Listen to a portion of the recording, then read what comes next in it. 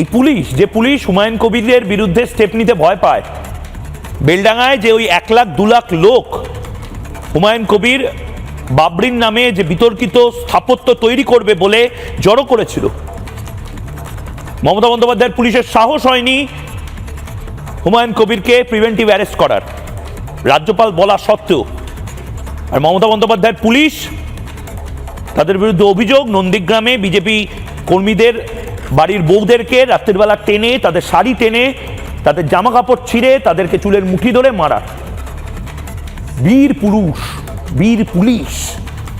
শুভেন্দু অধিকারী বা বিজেপির এই কর্মীরা একটা বার্তা অন্তত গোটা বাংলায় দিচ্ছেন, কেউ একা নয়।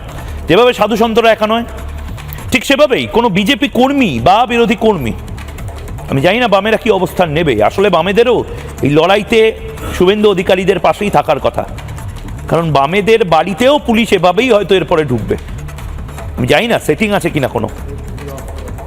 বিজেপি কর্মীর বাড়িতে বিজেপি কর্মীকে না পেয়ে তার বউকে টেনে হিচড়ে বের করে এনে, তার শাড়ি টেনে তাকে ক্ষতবিক্ষত করার এই অভিযোগ, এবং তারপর শুভেন্দু অধিকারী নন্দীগ্রাম থানায় গিয়ে পৌঁছন।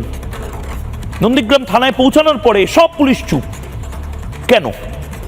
এবং এই সাহসটা পুলিশ কোথায় পাচ্ছে যে সাধুদের মারা যায়, বিজেপি কর্মীদের বউদেরকে মারা যায়, বিজেপি কর্মীদেরকে মারা যায়, হাঁটু ভেঙে দেওয়া যায়, আর হুমায়ুন কবিরদেরকে কিছু করা যায় না, শেখ শাহজাহানকে কিছু করা যায় না? কেন ভাই? জামাইবাবু নাকি? পুলিশ ভাবছে কি করে যে অনন্তকাল ধরে এই পুলিশ মন্ত্রী থাকবে?